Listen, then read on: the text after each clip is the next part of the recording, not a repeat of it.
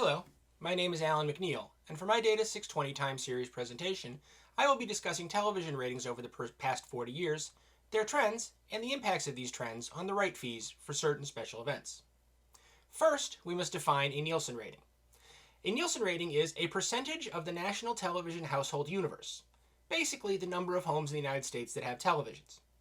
The number of households with televisions has climbed steadily over the years, from approximately 81 million in 1983 to slightly over 122 million in 2022, an increase of roughly 1 million households per year.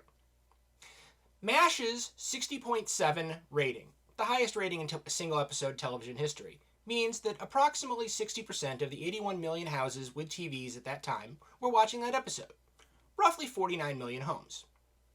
Today, with the 122.4 million television households, a show that was watched by the same number of households would have a rating that was roughly one-third lower, roughly a 40. But even that does not explain the full trend of the line. As we can see, the Nielsen rating of the highest rated series has declined consistently since 1983. Although it actually peaked in 1987 when The Cosby Show received a 34.9 rating, the overall trend has been down, reaching a low in 2019 of 10.9, a two-thirds decrease, much more than the simple increase in households would predict. This trend can also be seen in the ratings for the highest single episode of a series. Single episodes tend to achieve higher ratings than entire seasons, as the finales of long-running series or other major episodes are seen as appointment television, boosting viewership.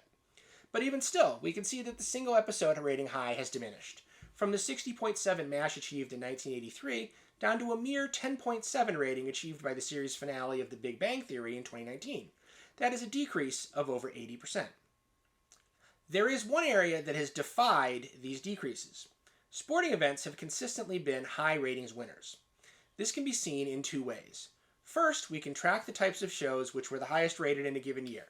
From 1983, when our data begins, until 1991, the highest rating shows were all sitcoms such as Cheers, The Cosby Show, or dramas such as Dallas or Dynasty. However, starting in 1992, the highest rated show every year has been the Super Bowl, with the exception of 1994, when the Nancy Kerrigan-Tonya Harding figure skating storyline drove the ratings for the Olympic women's figure skating final just above that year's Super Bowl. Second, tracking just the ratings of the Super Bowls, we can see that the numbers have been comparatively flat, but still well above the trend for other television. Although the ratings do fluctuate from year to year, it's always within a relatively narrow band, and it doesn't drift below a 40 rating. In 2020, the Super Bowl's rating was nearly 4 times higher than the otherwise best-rated show on television that year. There are a number of explanations as to why sports is resisting this decline in ratings. The primary thought is that these events are not as amenable to time shifting as broadcast television. The Nielsen ratings that we track here only track those who watched the show live on its first broadcast. Although VCRs existed in the 1980s, they were not used as widely then as DVRs are today, which allows people to consume video on their own schedule, but not be captured by the Nielsen ratings. Given these facts and trends, what can we predict about television ratings? By running linear prediction forecasts, we can see that the model expects the ratings for the highest rated series to continue to diminish, within a relatively tight window due to the fact that numbers are already so small that they can't diminish much more. There likely is an actual bottom to the ratings plunge, but we don't know where that will be yet. On the other hand, the predicted ratings for the Super Bowl are expected to remain right around that historical 42 to 45 number, although the model does show it is possible that recent declines could predict the ratings to drop below 40. But even with that, the Super Bowl's rating will still be many times higher than the best-rated regular series. Due to these predictions, one would expect that the NFL will find its property increasingly valuable, and that has proven out.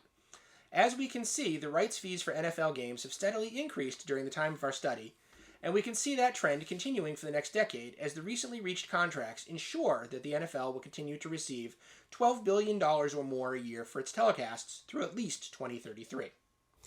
As we have seen, the ratings for standard broadcast television have been in a consistent decline for the last 40 years. However, the ratings for a time shift resistant event such as the Super Bowl have been consistent. That fact explains why sports properties such as the NFL have significantly increased value to their owners and are likely to continue to do so for the near future. Thank you.